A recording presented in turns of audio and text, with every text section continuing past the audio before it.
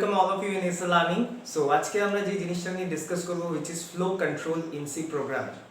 Actually flow control যে জিনিসটা আছে this is not only in C programming, এটা যে কোনো প্রোগ্রামিংয়ে আমাদের কাজে লাগে, যেরকম জাভা, পাইথন এবং যে যতগুলো আমাদের প্রোগ্রামিং ল্যাঙ্গুয়েজ আছে. So this topics is common for all. Flow control বলো, ফ্লো কন্ট্রোলের মধ্যে যে সমস্ত পার্টসগুলো আমরা দেখব সেইগুলো. সো শুরু করা যাক. সো ফ্লো কন্ট্রোল জিনিসটা অ্যাকচুয়ালি কোনো একটা স্টেজে বা কোনো একটা কন্ডিশনের উপরে ডিপেন্ড করে আমাদের যে সমস্ত কন্ট্রোলগুলো এক্সিকিউট করে, যে সমস্ত রেজাল্টগুলো এক্সিকিউট করে, সেটাকে আমরা অ্যাকচুয়ালি ফ্লো কন্ট্রোলের মধ্যে ফেলি. দ্যাটস মিন আমি কোনো একটা জিনিসের ফ্লো, মানে কোনো প্রোগ্রামিংয়ের একটা ফ্লো, প্রোগ্রামিংয়ের কোডিংয়ের, সেই ফ্লোটাকে আমি কীরকমভাবে কন্ট্রোল করবো. অ্যাজ লাইক ধরো সাপোজ যে ফ্লো কন্ট্রোলের মধ্যে যে জিনিসগুলো আছে আগে ডিসকাস করে নিই, তারপরে আমি জিনিসগুলো বলছি. ফার্স্ট আছে ব্রাঞ্চিং. ফ্লো কন্ট্রোলের মধ্যে ফার্স্ট হচ্ছে branching and second one is loop statement. Branching and loop statement. Branching এর মধ্যে আমরা তিন ধরনের ব্রাঞ্চিং প্রোগ্রামিংয়ে পড়বো, যেটা যে কোনো প্রোগ্রামিংয়ে আছে. আমি বলে নিলাম, সি বলো, জাভা বলো, যে কোনো প্রোগ্রামিংয়ে তোমরা দেখতে পাবে. Like so if else statement একটা, another one is switch statement and ternary statement. So এই তিন ধরনের স্টেটমেন্ট আমাদের ফ্লো কন্ট্রোলের ব্রাঞ্চিং স্টেটমেন্টের আমরা ফেলি ব্রাঞ্চিং স্টেটমেন্টের মধ্যে.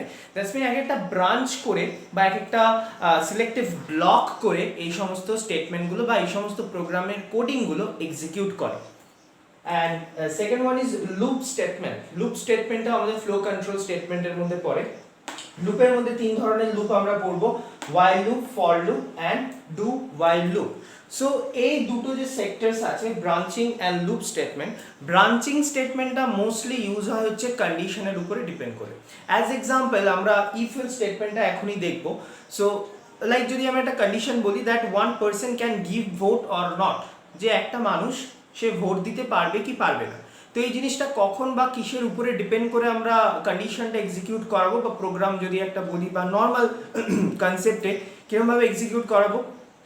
লাইক যদি সেই লোকটার বয়স 18 ইয়ার্সের উপরে হয়, তাহলে সে ভোট দিতে পারবে, তার কাছে একটা ভোটার কার্ড থাকবে এবং সে ভোট দিতে পারবে.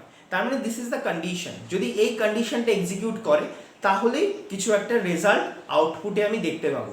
আর যদি এই কন্ডিশনটা এক্সিকিউট না করে, মানে ধরো কারোর বয়স 18 ইয়ার্সের উপরে নয়, তার কাছে ভোটার আইডি কার্ড নেই, তাহলে কি সে ভোট দিতে পারবে? No. So there is two types of result in depending on one conditions. Okay, so this is a if else statement বা ইফ স্টেটমেন্টের মধ্যে পড়ছে. সুইচ কেসেরও এরকম কন্ডিশন ওয়াইজ আসছে. আমরা ফলো থ্রু যে সমস্ত ভিডিওসগুলো আমি দেবো, সবকটা ভিডিওতেই তোমরা জিনিসগুলো দেখতে দেখতে এগোবে.